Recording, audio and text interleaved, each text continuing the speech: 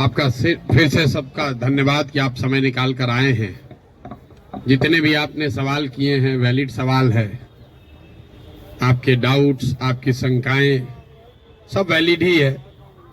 किसी ने कहा कि आप तो पहले सब दल को जिताए हैं तो आप पर भरोसा क्यों करें। कोई कह रहा है कि अरविंद केजरीवाल ठगा है तो अब आपको क्यों फिर से मौका दें। डॉक्टर साहब ने तो पूरा 77 से पूरा हिस्ट्री ही पढ़ के बताया। 77 से ही 47 से तो ज्यादा आप राजनीति का आपको आइडिया नहीं है। मेरे भाई, कम से कम खुशी की बात यह है कि आप में इतनी चेतना बची हुई है, इतना हिम्मत बचा हुआ है कि आप आकर कुछ समाज या अपने विषय में कुछ बोल पा रहे हैं। जनसुराज की सबसे बड़ी ताकत, सफलता यही है कि इतने अपने आप को प्रबुद्ध कहने वाले लोग एक क्वासाई पॉलिटिकल प्लेटफॉर्म पर आकर बैठे हुए हैं। न तो नेता और को तो देख के आप पहले डर के मारे भागते हैं कि चंदा उंदा लेगा, क्या करेगा क्या नहीं करेगा।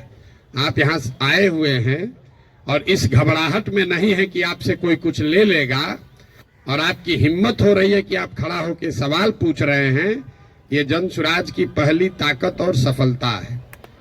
आप जितने यहाँ डॉक्टर सज्जन बैठे हुए हैं जिन्होंने पूछा कि स्वास्थ्य व्यवस्था को आप कैसे सुधारिएगा, आप लोगों में कई लोगों को अपने अपने स्वास्थ्य मंत्रियों से भी मिलने का अवसर मिला होगा। उनसे कभी नहीं पूछे होंगे, क्योंकि बिहार सरकार में स्वास्थ्य विभाग का एक ही कार्यक्रम है, पता करो कौन डॉक्टर का सबसे ज्यादा प्रैक्टिस चलता है, उसका ट्रांसफर करो और उससे बदले में पैसा का उपाय करो।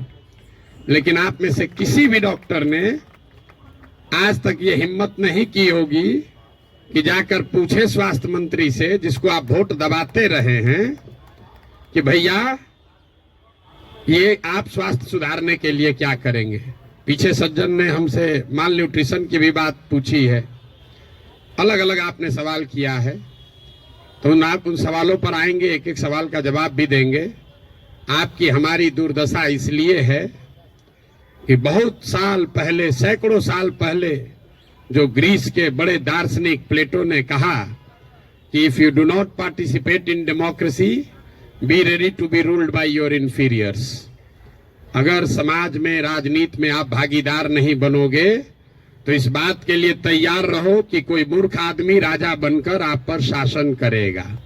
तो बिहार की जो दुर्दशा है वो इसीलिए है कि आप चाहे डॉक्टर हैं या व्यवसायी, अपने आप को सो कॉल्ड प्रबुद्ध कहने वाले लोगों ने राजनीति और राजनीति करने वाले व्यवस्था से अपने आप को अलग कर लिया है। और आप सोच रहे हैं कि जो आदमी शराब का व्यापार करता है, जो बालू माफिया है, वो आकर बढ़िया स्वास्थ्य व्यवस्था काहे नहीं बना रहा है। ये कोई रॉकेट साइंस नहीं है मेरे भाई। आप बालू माफिया को स्वास्थ्य मंत्री बनाओगे तो उससे स्वास्थ्य व्यवस्था नहीं सुधरेगा। तो अगर आप गलत आदमी का चुनाव करेंगे तो गलत ही होगा। अब मैं शुरुआत करूंगा भाई साहब के सवाल से, क्योंकि इन्होंने वो व्यक्तिगत एक सवाल उठाया है कि आप अब बहुत बड़े ज्ञानी बन रहे हैं, आप ही तो इन लोगों को बढ़ाए। ठीक तो बात है मेरे भाई, हमको आप बहुत ज्यादा क्रेडिट दे रहे हैं। कोई किसी को बना नहीं सकता है। हाँ, ये जरूर बात है कि पिछले 10 बरस में इनमें से कई नेताओं को, दलों को बढ़ाने में हमने कंधा लगाया है। नीतीश कुमार को हमने नहीं बनाया है, लेकिन नीतीश कुमार का जब दुर्दिन हुआ था तो उनको जिताने में मदद की थी, तो वो उसका उतना दोष हमारा है। लेकिन आप यहाँ आज क्यों आए? आप प्रशांत किशोर को सुनने नहीं आए, आप किसी साधारण डॉक्टर के लड़के को सुनने नहीं आए हैं। आप यहाँ इसलिए भी नहीं आए हैं कि हम 2 बरस से पैदल चल रहे हैं। हम 20 बरस पैदल चलेंगे तो एक डॉक्टर अपना 1 मिनट समय नहीं छोड़ेगा। आप इसलिए आए हैं कि 10 बरस हमने वो काम किया है, समाज में लोगों को पता है कि ये आदमी अच्छा है, खराब है, इस आदमी को राजनीति का समझ है। अगर पैदल चल रहा है तो कुछ न कुछ सोचिए कि चल रहा होगा। ये अपने आप को बड़ा मत बनाइए, अपने आप को पेडेस्टल पर मत बैठाइए। हम जब पैदल चलते हैं, लोग दुकान में, दलान में बैठ के हंसता है, क्या ही चलने से कुछ होगा बिहार में।